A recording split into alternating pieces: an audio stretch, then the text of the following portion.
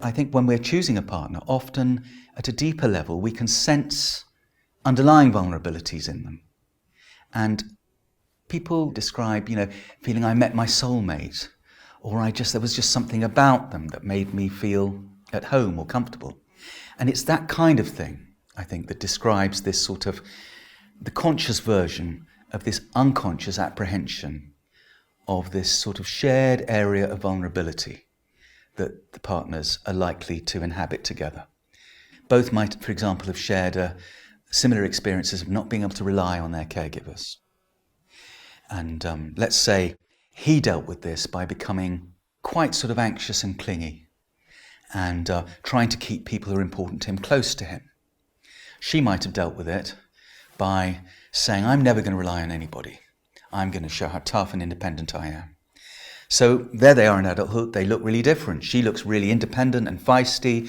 He looks much softer, more vulnerable, and at worst, you might say clingy, but holds people close.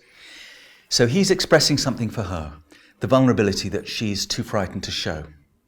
She's expressing something for him, which is a capacity to be a bit tougher and stronger in the world. And you could see how that might in itself be an attraction. Now, all may go well until life throws a curveball or things are difficult, and then the anxieties amplify the defences.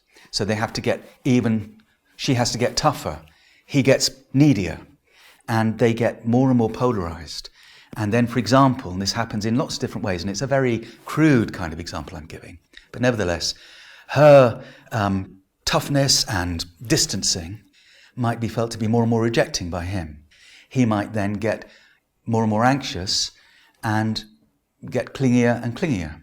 That might drive her further away, and so it goes on.